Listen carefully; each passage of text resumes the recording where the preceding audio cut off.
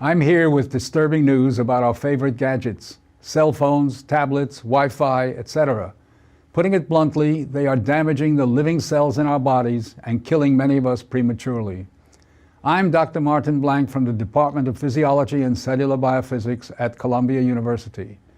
It is distressing for me and more than 160 colleagues who today are petitioning the United Nations requesting that they address this problem. We are scientists and engineers, and I am here to tell you we have created something that is harming us, and it is getting out of control. Before Edison's light bulb, there was very little electromagnetic radiation in our environment. The levels today are very many times higher than natural background levels and are growing rapidly because of all the new devices that emit this radiation. An example that a lot of us have in our pockets right now is the cell phone.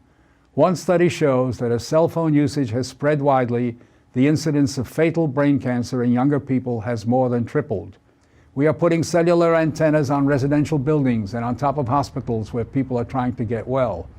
Wireless utility meters and cell towers are blanketing our neighborhoods with radiation. It's particularly frightening that radiation from our telecommunication and power line technology is damaging the DNA in our cells. It is clear to many biologists that this can account for the rising cancer rates.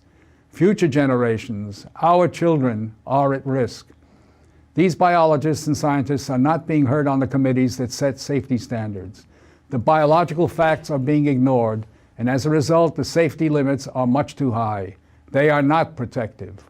More protection will probably result from full disclosure of possible conflicts of interest between regulators and industry. Rising exposure to electromagnetic radiation is a global problem. The World Health Organization and international standard-setting bodies are not acting to protect the public's health and well-being. International exposure guidelines for electromagnetic fields must be strengthened to reflect the reality of their impact on our bodies, and in particular, on our DNA. Although we are still in the midst of a great technological transformation, the time to deal with the harmful biological and health effects is long overdue. We are really all part of a large biological experiment without our informed consent.